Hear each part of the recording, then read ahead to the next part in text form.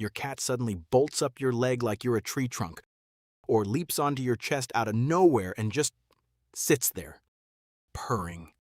Like this was always the plan. It looks random. Sometimes it looks needy. Sometimes it just flat out hurts. But when cats repeatedly climb people, there's usually a lot more going on than random behavior. And once you understand what's actually happening, this stops looking strange and starts looking like one of the clearest signals your cat ever sends you. Stick around, because the last reason on this list changes what climbing actually means to your cat. It's not, "I like you." It's something a little bigger than that. Let's start with the basics. Climbing is written into a cat's instincts long before it ever meets a human. In the wild, height meant survival. Getting up high meant seeing danger coming, avoiding bigger predators, watching prey from a position of total control. Your living room doesn't have leopards or hawks, but your cat's brain never got that memo. It's still running on ancient software that says up is safe, up is powerful, up is smart. The problem is, most homes are kind of a letdown in the vertical department. Furniture is boring. Shelves are off limits. The cat tree gathers dust in the corner like an expensive mistake. So what's left? You. You're tall, you're warm, you move around. Structurally speaking, you're the best real estate in the room. Your cat isn't being dramatic. It's doing exactly what evolution told it to do. You just happen to be the nearest mountain. Now here's where it gets more interesting, because climbing isn't only about wanting a better view. Sometimes it's pure panic.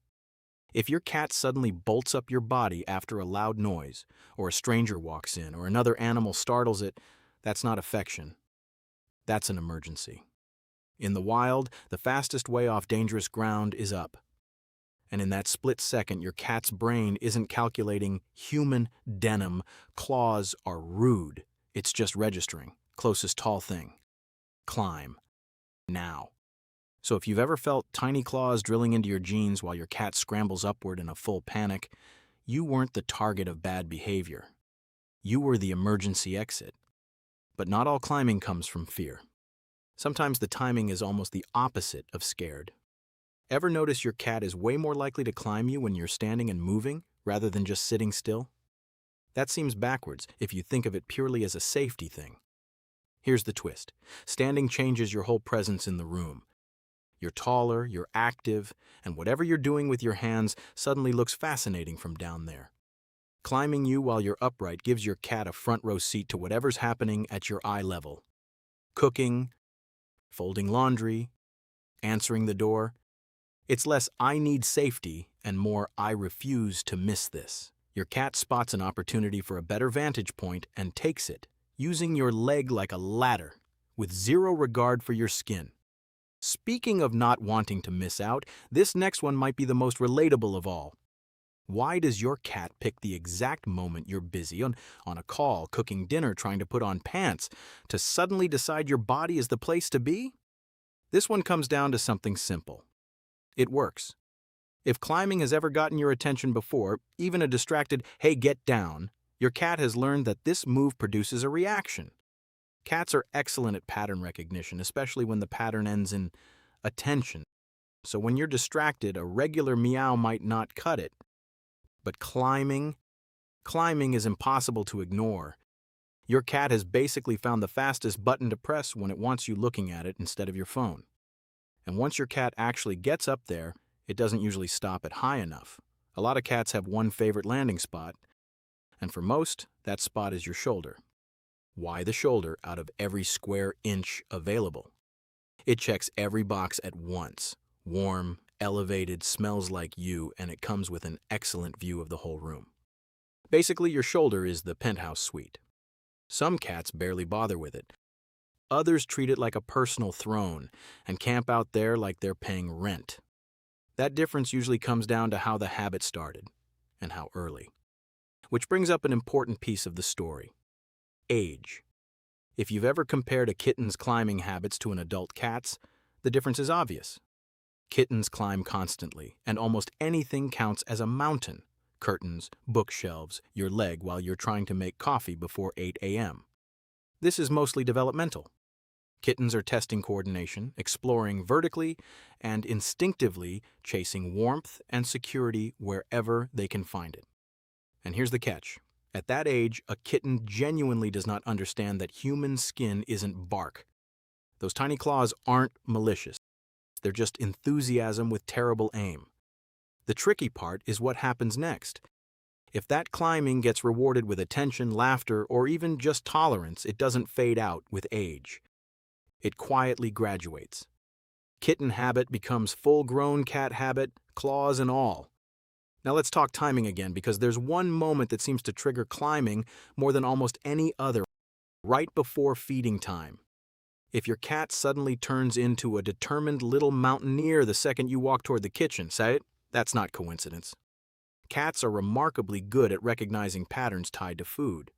Sounds, smells, even the specific order of things you do before a meal.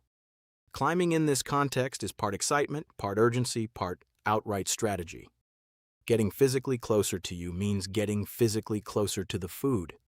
And a cat that's cracked that code isn't going to sit politely and wait.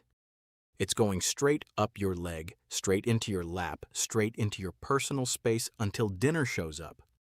Here's something that trips a lot of people up, though. Why does your cat climb you specifically, and basically ignore everyone else in the house? This is where the behavior stops being pure instinct and starts getting personal. Familiarity, scent, and predictability all play a huge role. If your cat has learned that you're the one who tolerates the climbing, stays calm, and reliably shows up with comfort or food or safety, that association sticks. Cats don't hand out trust evenly. They build it selectively, one predictable interaction at a time. So when your cat walks straight past your roommate or your partner or a house guest and climbs you instead, that's not randomness. That's your cat quietly telling you who made the short list. Of course, all of this raises a practical question. Should you actually be letting this happen? Honestly, it depends on the kind of climbing. A cat perched calmly on your shoulder, purring, claws relaxed. That can be a perfectly comfortable bonding moment. A cat frantically scrambling up your bare leg with claws fully extended is a completely different situation, and a legitimate reason to yell a word you probably don't want your neighbors to hear. If the climbing is turning painful or unpredictable, the fix isn't punishment. It's redirection.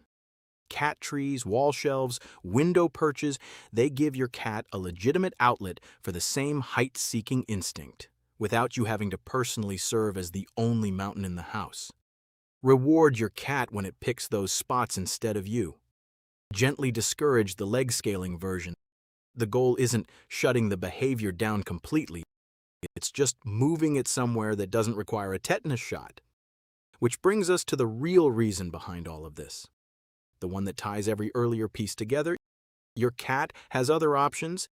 It has furniture. It has shelves. Maybe even that dusty cat tree in the corner. And yet, in the moments that matter most, scared, curious, hungry, or just wanting to be near you, it picks a living, moving, breathing platform instead. You. That's not a small thing. The surprising part isn't simply that your cat wants to be close to you. Plenty of animals want that. The surprising part is that in those moments, you actually become part of its safety system. Your warmth, your familiar scent, your height, predictability, protection, all bundled into one inconvenient, occasionally painful package. To your cat's brain, you're not just standing in the room, you're one of the safest parts of it. So the next time your cat turns you into a tree with zero warning, claws and all, remember, it might look ridiculous from where you're standing, but from where your cat is climbing, choosing you is one of the strongest signs it feels safe around you at all.